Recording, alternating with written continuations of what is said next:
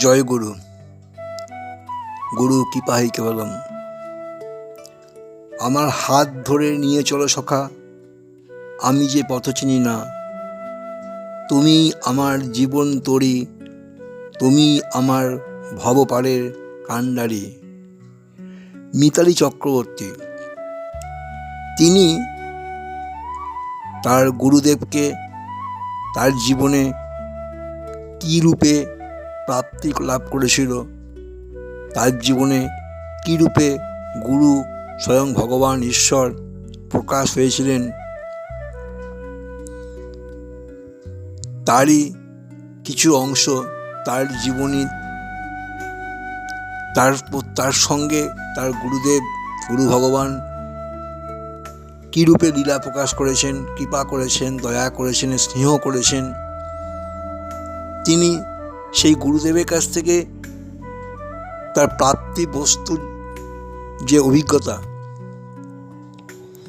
তিনি তার অভিজ্ঞতাটা যে রূপে প্রকাশ করেছেন, তারই প্রকাশিত অভিজ্ঞতার কিছু অংশ তোমাদের কাছে তুলে ধরব।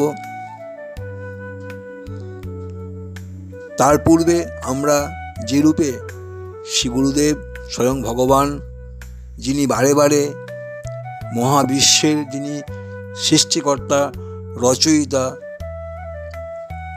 সমস্ত জীব ও প্রাণীর সৃষ্টিকর্তা, সেই সর্বশক্তিমান ঈশ্বর পরম পিতা পরমাত্মা, যার সঙ্গে আমরা প্রতিটা ক্ষণে যুক্ত হয়ে আছি, সেই ঈশ্বর যিনি বারে বারে বিভিন্ন দেশে, বিভিন্ন জায়গায়, বিভিন্ন ঘরে মানব দেহে তার নিজস্ব ইচ্ছায়, নিজের স্বইচ্ছায় দেহ ধারণ করে গুরুরূপে আমাদের জীবনে প্রকাশিত হন, আমাদের পথ দেখান, আমাদের উদ্ধার করার জন্য তিনি মানব দেহ ধারণ করেন, এই ধরাধামে অবতরণ করেন। সেই রূপেই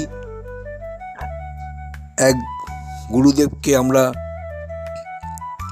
হাওড়া জেলায় ধুলোগড় থেকে সামান্য দূরে জুজারশাহ গ্রামে এক মহামানব গুরুরূপে স্বয়ং ঈশ্বর ধরাধামে অবতরণ করেন। সেই গুরু স্বামী সাধনানন্দ গিরি মহারাজ, তার সাথে মিতালি চক্রবর্তীর যোগাযোগ, তার সান্নিধ্য লাভ, তার স্নেহ, কৃপা, করুণা লাভ করেছিল। সেই মিতালি চক্রবর্তী স্বয়ং ঈশ্বরেরই সঙ্গে যে মধুর সম্পর্ক, তার অভিজ্ঞতা থেকে তিনি যেটুকুনি আমাদের কাছে আমরা তার কাছ থেকে জানতে পেরেছি, সেটাই তোমাদের কাছে তুলে ধরছি। সেই সর্বশক্তিমান ঈশ্বর পরম পিতা পরমাত্মা, যিনি গুরুরূপে ধরাধামে প্রকাশ হন, সেই শ্রী গুরু ভগবান সাধনানন্দ গিরি মহারাজ, তার শ্রীচরণে শত সহস্র কোটি শ্রদ্ধা ভক্তিপূর্ণ প্রণাম, অসংখ্য ধন্যবাদ, কৃতজ্ঞতা, প্রেম নিবেদন করে এবং সমস্ত ইউটিউব পরিবারের সকল সদস্য, বন্ধু বান্ধব, অনন্ত মহাবিশ্বের সকল জীব প্রাণীর উদ্দেশ্যে শ্রদ্ধা, ভালোবাসা, প্রেম, শুভেচ্ছা, অভিনন্দন, নমস্কার জানিয়ে আজ শুরু করছি দৈব শক্তি চ্যানেলের কার্যক্রম। দৈব শক্তি কোনো আমি তুমি কোনো তৈরি শক্তি নয়, এটা সম্পূর্ণ ঐশ্বরিক মহাবিশ্বের শক্তি। তোমার জীবনও প্রকাশিত, আমার জীবনও প্রকাশিত, সমস্ত জীবের মধ্যে প্রকাশিত একই শক্তি। সেই শক্তির জন্যই আমরা বর্তমানে দেহ ধারণ করে আছি। এই যে দেহের মধ্যে আমরা চলাফেরা করছি, সমস্ত কাজের মধ্যে আমরা অ্যাক্টিভিটির মধ্যে আছি, শুধুমাত্র সেই অনন্ত শক্তিরই অংশ আমাদের মধ্যে আছে বলেই আমরা কথা বলতে পারছি, দেখতে পাচ্ছি, শুনতে পাচ্ছি, বলতে পারছি, খাচ্ছি, হজম করছি, ঘুমাচ্ছি, সমস্ত কাজ করতে পারছি। সেই সর্বশক্তিমান ঈশ্বর পরম পিতা পরমাত্মা তিনি কিন্তু সমস্ত কাজ করে যাচ্ছেন আমাদের বিভিন্ন দেহ ধারণ করে। যতক্ষণ তিনি আমাদের দেহের মধ্যে আছেন ততক্ষণই আমাদের দেহের অস্তিত্ব। যে মুহূর্তে উনি এই দেহ ত্যাগ করে চলে যাবেন সেই মুহূর্তে কিন্তু এই দেহের কোনো অস্তিত্ব থাকবে না।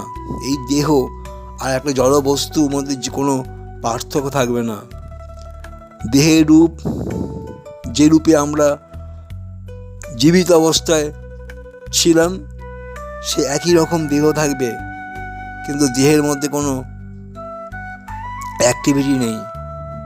জড়বস্তু একটা চেয়ার, টেবিল, খাট, আলমারি যেরকম রূপ নিয়ে পড়ে আছে একটা কোণে একটা জায়গায়, একই রূপে আমাদের দেহ কিন্তু পড়ে থাকবে। আমার এগুলো বলার কারণ কি জানো? অন্য কিছু না, আমরা কিন্তু প্রতিটা মুহূর্তে এগুলো নিয়ে খুব একটা ভাবি না বা মনের মধ্যে স্থানও পায় না। যতক্ষণ এটাকে নিয়ে আমাদের মধ্যে আপনা আপনি নিজে থেকে না প্রকাশ হয় ততক্ষণ কিন্তু আমরা এর প্রকৃত অর্থ বুঝতে পারি না। যাই হোক, তোমাদের সকলেরই ঈশ্বরের কাছে সেই সর্বশক্তিমান ঈশ্বর পরম পিতা পরমাত্মা অনন্ত ব্রহ্মাণ্ডের মহাবিশ্বের সৃষ্টিকর্তা রচয়িতা তার শ্রীচরণে তোমাদের সকলের জন্য কল্যাণ মঙ্গল কামনা করে আজ শুরু করছি মিতালি চক্রবর্তীর নিজস্ব উপলব্ধি কথা। মিতালি চক্রবর্তী তা বর্তমানে আমরা থাকি কোন্নগরে। ছোটোবেলায় আমাদের কেটেছে হাওড়া জেলায় বাউরিয়ায়। কোন্নগরে যাওয়ার পর সেখানে পরিচয় হয় ভট্টাচার্য পরিবারের সঙ্গে। দীপঙ্কর ভট্টাচার্যের বাবা দিলীপ ভট্টাচার্য, আমরা জেঠু বলেই সম্বোধন করতাম। তাদের পরিবারের সঙ্গে আমাদের খুব নিবিড় সম্পর্ক গড়ে ওঠে। তিনি আমাদের বাড়িতে প্রায় আসতেন, ভাগবত পাঠ করতেন। আমাদের বাড়িতে মদনমোহন ভগবানের বিগ্রহ প্রতিষ্ঠিত ছিল। নানান শাস্ত্র আমাদের বাড়িতে আলোচনা হতো। একদিন শুনলাম দিলীপ ভট্টাচার্যের বাড়ি তাদের গুরুদেব আসছেন। আমরা খুব আগ্রহী হলাম তার দর্শন লাভ করার জন্য। নির্ধারিত সময়ে নির্ধারিত দিনে সপরিবারে যাই গুরুদেবের দর্শন করতে। দেখি জ্যোতির্ময় এক মহাপুরুষকে। প্রথম দর্শনে নিজের অজান্তেই মন প্রাণ অর্পণ করি তার শ্রীচরণে। গুরুদেব আমাদের পরিচয় জানার পরে আমার মাকে জিজ্ঞাসা করেন, তোমার কি দীক্ষা হয়েছে মা? আমার মা বলেন, আমাদের বাড়িতে মদনমোহন বিগ্রহ আছেন, তাই দীক্ষা নেওয়ার ব্যাপারে বিভিন্ন নিয়ম আছে। গুরুদেব কথাটা মায়ের উত্তরটা শুনে শুধু বলেন, আচ্ছা ঠিক আছে। তারপর দীপঙ্কর ভট্টাচার্যের বাবা সেই দিলীপ ভট্টাচার্য জেঠুকে গুরুদেব বলেছিলেন, অধিকারী বাড়ির গিন্নিমা তোমাকে খুব শীঘ্রই কয়েকদিনের মধ্যে কিছু বলবে। প্রসঙ্গত বলে রাখি, আমাদের পিতৃপুরুষের পদবী অধিকারী। এর কিছুদিন পর মা অত্যন্ত অসুস্থ হন। কিছুদিন রোগভোগের পর একটু সুস্থ হয়ে মা ভট্টাচার্য জেঠুর বাড়িতে যান এবং সেখানে গিয়ে জেঠুকে বলেন যে ওনার গুরুদেবের কাছে মা যাবেন এবং দীক্ষা নেবেন। সেই মতো বাবা ও মা একদিন এসে গুরুদেবকে দর্শন করতে আসেন। একথা শুনে আমার মন ছটফট করতে থাকে এক অজানা আকর্ষণে। জেঠুর সাথে আমি এরপর গুরুদেবের দর্শনে আসি। আশ্রমে এসে শুনি গুরুদেব আশ্রমেরই কিছু কাজ নিয়ে বেরিয়েছেন। মনটা খুব খারাপ হয়ে যায়, বুঝে উঠতে পারি না কি করব। এরপর হঠাৎ দেখি গুরুদেব আশ্রমে ফিরে আসছেন। আনন্দস্যু বাঁধ মানে না। আমাদের দেখে শ্রী গুরুদেব অত্যন্ত খুশি হন, বলেন তোরা এসেছিস, একটু বিশ্রাম নিয়ে আমাদের সাথে কথা বলতে শুরু করেন। আমি দীক্ষার প্রসঙ্গে জিজ্ঞাসা করতে উনি বলেন আগে বাবা মা দীক্ষা গ্রহণ করুক, তুমি এখন ছোট, তুমি এখন কি দীক্ষা নেবে, এখন অল্প বয়সে আর একটু বড় হও, তোমার বিয়ে হোক, তারপর না দীক্ষা নেবে। আমি গুরুদেবের কথায় মান্য না করে আমি বলি ওসব কিছু জানি না, আমাকে দীক্ষা দিতেই হবে। স্বয়ং ভগবান গুরুদেব হেসে সম্মতি জানান, বলেন আচ্ছা ঠিক আছে, তাহলে গুরুটাকে পছন্দ হয়েছে তোমার মায়ের। পুজোর পর দ্বাদশীর দিন আমাদের দীক্ষা দিন ধার্য হয়। সালটা ছিল 2001। অনুভব করি আমার জীবনে নৌকা বাঁধা পড়ে জাহাজের সঙ্গে। যত ঝড় তুফানি আসুক না কেন পার হয়ে যাব। ঝড়কে আমি করব মিটে, ডরব না তার ভুরুকুটিতে। এরপর আমার বিয়ে হয়। মনের মধ্যে একটা আশঙ্কা কাজ করছিল যে শ্বশুরবাড়িতে ভিন্ন গুরুর পরম্পরা, কি জানি কী রকম কি হবে। আমার বিয়ের 8 দিন পর অষ্টমঙ্গলার পরদিন স্বামীকে সঙ্গে নিয়ে গুরুদেবের আশ্রমে গুরু ঠাকুরকে দর্শন করতে গেছি। অদ্ভুতভাবেই প্রথম দর্শনেই আমার স্বামী ঠাকুরের চরণে আশ্রয় নেবার কথা ভেবে নেন। আমি মনে অত্যন্ত খুশি হই, মুখে কিছু বলি না। ঠাকুরের সাথে স্বামীকে বলি তুমি ঠাকুরকে নিজে মুখে বলো। গুরু ঠাকুরকে আমার স্বামী তার নিজের প্রার্থনা জানায়। গুরুদেব জানান যে বাড়ির বড়দের কাছ থেকে, মা বাবার কাছ থেকে অনুমতি নিয়ে আসার জন্য। যেহেতু গুরু পরম্পরা ভিন্ন, তাই শাশুড়ি মা কিছুটা আপত্তি জানালেও শ্বশুরমশাই বাড়িতে অনুমতি দেন। প্রসন্ন মনে নির্ধারিত দিনে এসে দেখি আমাদেরই পাশের বাড়ির ভদ্রলোক চপলদা, তিনিও দীক্ষা নেবার জন্য আশ্রমে উপস্থিত। যথাসময়ে আমাদের দীক্ষা হয়ে যায়। এরপর গুরু ঠাকুর চপলদার বাড়ি গৃহপ্রবেশে একদিন আসেন। আমি তাকে অনুরোধ করি আমাদের বাড়িতে পদধূলি দেবার জন্য। গুরু ঠাকুর সম্মতি জানিয়ে বলেন, মারে আজ আমার দাঁতে ব্যথা, রাতে আমার জন্য একটু ভাত করিস, আমি তোদের বাড়িতেই রাত্রিবাস করব। সেই দিন ঠাকুরকে দর্শন করার জন্য গোটা পাড়া যেন উপচে পড়েছিল আমাদের বাড়িতে। একটু বিশ্রাম নেবার পর গুরুদেব বলেন আমাদের বাড়িটা একটু ঘুরে দেখবেন। তারপর হঠাৎ আমার শাশুড়ি মায়ের ঘরের সামনে এসে উনি জানতে চান এটি কার ঘর।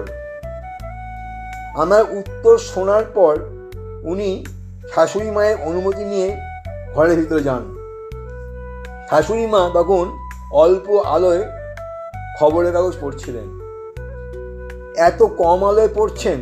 শাশুড়ি মাকে গুরু ঠাকুর প্রশ্ন করেন। এই কথা বলে ঠাকুর বেরিয়ে আসেন। এরপর আহার গ্রহণ, সেবা গ্রহণ করেন।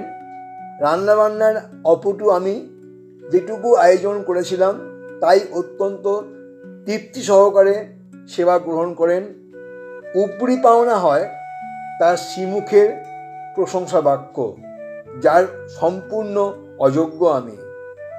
এর কিছুদিন পরেই আমার শাশুড়ি মাতার গ্লোকোমা ধরা পড়ে। একটি চোখ সম্পূর্ণ নষ্ট হয়ে যায়। গুরু ঠাকুরকে জানালে তিনি বলেন, আমি যেদিনকে তোমাদের বাড়িতে গেছিলাম সেই জন্যই আমি তোমার শাশুড়ি মাকে খোঁজ করেছিলাম, যাতে করে উনি আমার উত্তর দেওয়ার জন্য আমার চোখের দিকে তাকান, কিন্তু উনি আমার চোখের দিকে সরাসরি দৃষ্টিপাত করেননি। কোন্নগরে দীপঙ্কর ভট্টাচার্যর ছেলের অন্নপ্রাশনে গুরু ঠাকুর গেছেন।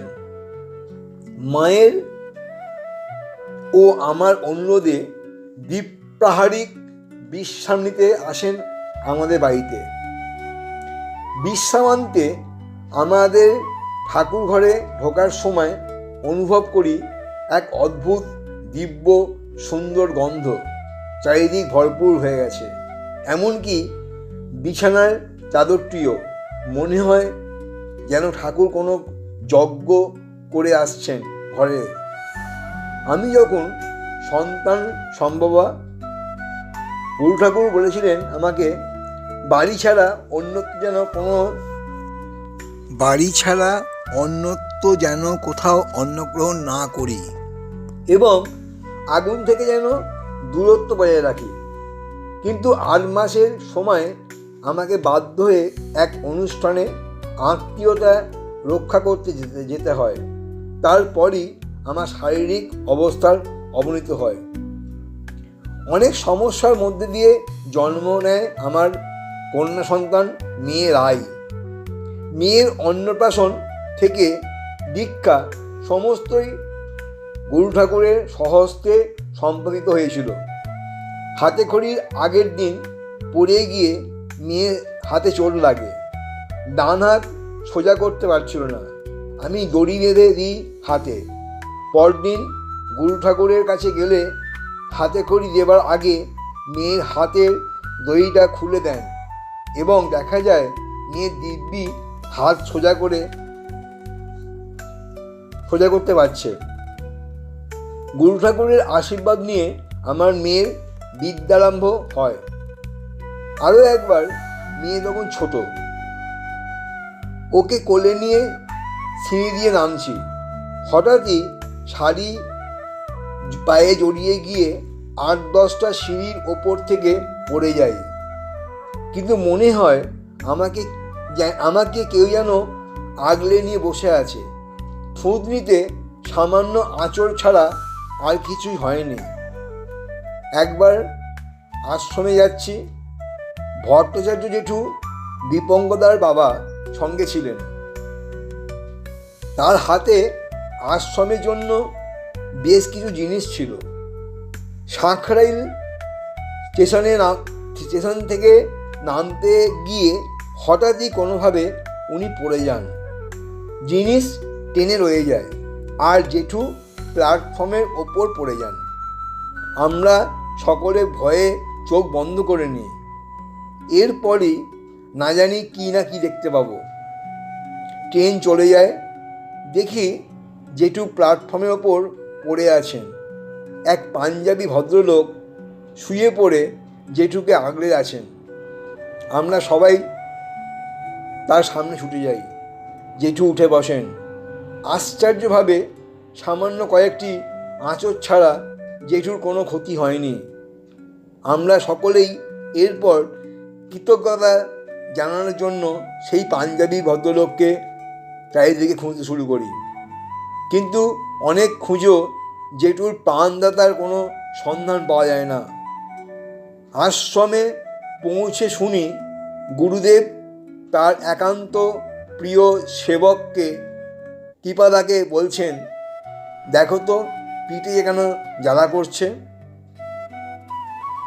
সেই প্রিয় সেবক, গুরুদেবের ভক্ত সেবক কৃপাদা বলেন, বাবা আপনার কয়েকটি জায়গায় ছড়ে গেছে, তার জন্যই হয়তো জ্বালা করছে। আমরা সকলেই গিয়ে কেঁদে পড়ি পায়েতে। হেসে শুধু বলেন, কিছু হয়নি, ওঠ, কাঁদছিস কেন? মনে পড়ে যায় অর্জুন মিশ্রের সেই ঘটনা, যেখানে গীতায় যোগক্ষেমং বহাম্যহম এই শ্লোকটির অর্থ সঠিক নয় মনে করে বা তাতে ভরসা রাখতে না পেরে তিনি কালি দিয়ে কেটে দেন। এরপর তার অনুপস্থিতিতে যখন এক কৃষ্ণবর্ণ বালক বিপুল খাদ্য উপকরণ পিঠে করে নিয়ে তার বাড়িতে পৌঁছে দেয়, তখন অর্জুন মিশ্রের স্ত্রী লক্ষ্য করেন সেই বালকের পিঠে আঘাতের চিহ্ন। ব্যথিত হৃদয়ে জানতে চাইলে সে বলে, খাদ্য উপকরণ অর্জুন মিশ্র পাঠিয়েছেন এবং তিনি এই বেত্যাঘাত করেছেন। এরপর অর্জুন মিশ্র ফিরলে স্ত্রী তাকে সমস্ত জানান। তিনি তো কিছুই বুঝতে পারেন না। পরে গীতার কাটা অংশটি দেখে সমস্ত রহস্যটি তার কাছে সমাধান হয়। চোখের জল ফেলতে ফেলতে ক্ষমা চাইতে থাকেন। ভগবান যে ভক্তের ভার নেন, এ তো সবেরই সত্য। আমাদের গুরু ঠাকুরও যে আজ জেঠুকে জীবনদান করে নিজের অঙ্গে আঘাত বহন করলেন, এ যেন সেই ঘটনার পুনরাবৃত্তি। চৈতালি ব্যানার্জি দিদির বাড়িতে একবার গুরুদেব এসেছেন। খুব ইচ্ছে থাকলেও সেদিন তাকে দর্শন করতে আসতে পারেনি। মনটা অত্যন্ত খারাপ ছিল। সন্ধেবেলায় ফোন করলে বাবা বলেন পরে কথা বলবেন। এরপর আরও দুবার চেষ্টা করলো, বাবার সাথে কথা বলার সুযোগ হয়নি। দুঃখিত মনে খাবার না খেয়েই সেদিন শুয়ে পড়ি। পরদিন সকাল 6:30 শ্বশুরমশাই এসে ডাকেন, বলেন গুরুদেব ফোন করেছেন। আমার স্বামী গিয়ে ফোন ধরলে বলেন, বাবা একদিন কথা বলেনি বলে এত রাগ মেয়ের যে একবারে না খেয়ে শুয়ে পড়তে হয়। বুঝবি তো একটু, কত শিষ্য ভক্ত, কতজনের কত রকম চিন্তা করতে হয় আমাকে। আমি শুনে ভাবলাম নিশ্চয়ই আমার স্বামী ব্যাপারটা গুরু ঠাকুরকে জানিয়েছেন। ফোন রাখার পর এসে জিজ্ঞাসা করলে আমি জানতে পারি আমার স্বামী এ ব্যাপারে কিছুই বলেনি। একবার গুরুদেব হঠাৎ করেই আমার স্বামীকে বলেন নতুন বাড়ি দেখতে।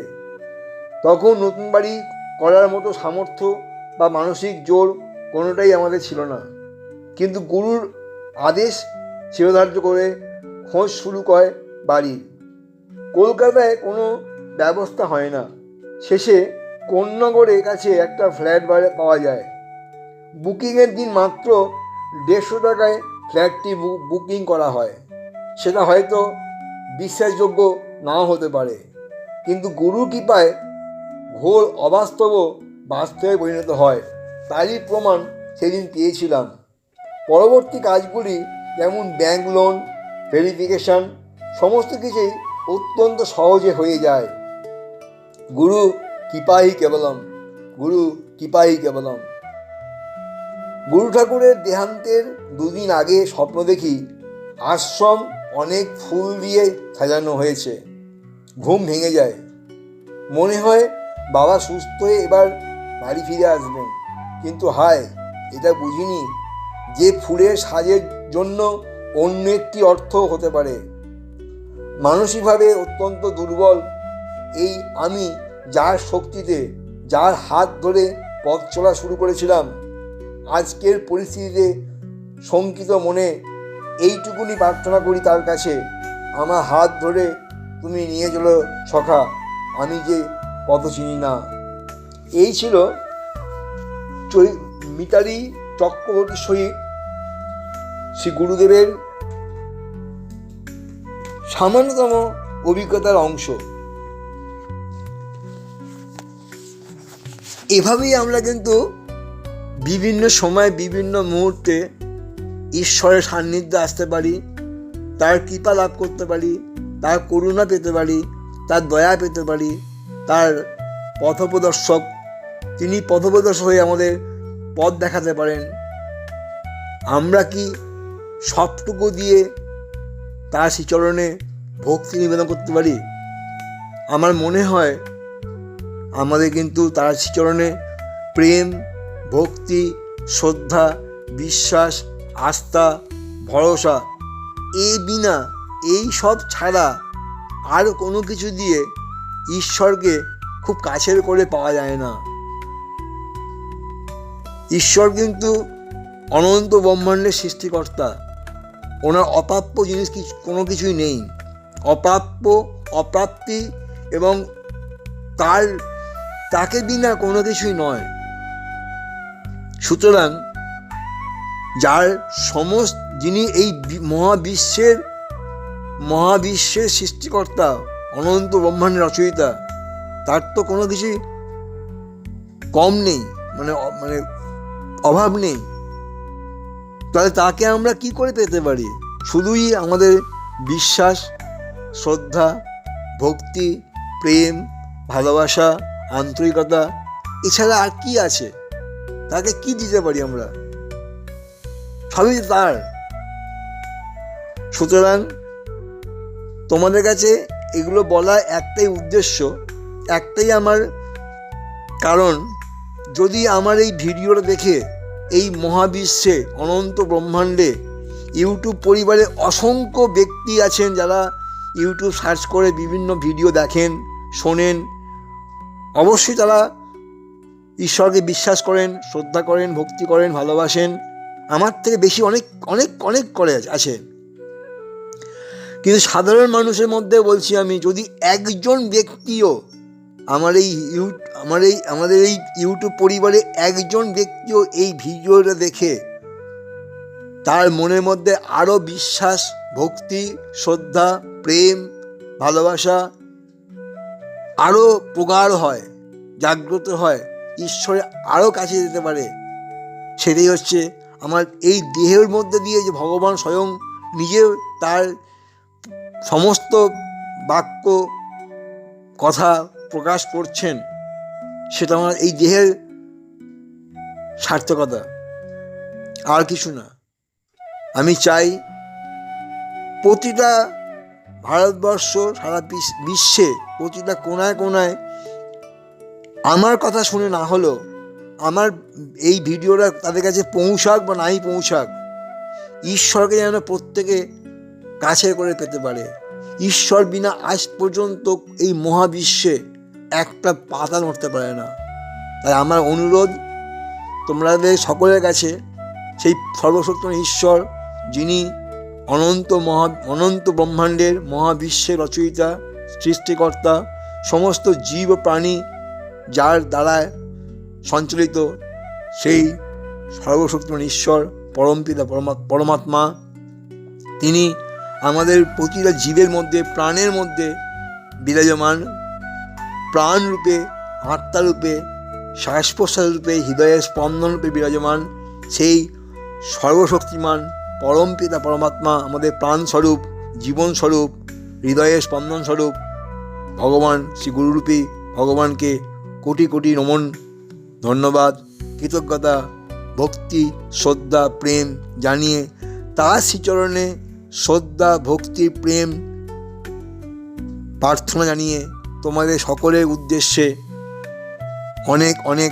শুভেচ্ছা, ভালোবাসা, অভিনন্দন, এবং তোমাদের জন্য, এই মহাবিশ্বের জন্য সর্বশক্তিমান ঈশ্বরের কাছে প্রার্থনা, প্রভু তুমি সকল জীব ও প্রাণীর মধ্যে সদা সর্বদা শান্তিতে বিরাজ হও, আনন্দে প্রকাশিত হও, খুশিরূপে তুমি বিকশিত হও, সকল জীব ও প্রাণীর মধ্যে সদা সর্বদা আনন্দরূপে, খুশিরূপে, প্রেমরূপে, ঐশ্বর্য রূপে, প্রাচুর্য রূপে, সম্পদ রূপে তুমি সর্বদা প্রকাশিত হয়ে তুমি সর্বদা আনন্দে থেকো, খুশিতে থেকো, ভালো থেকো।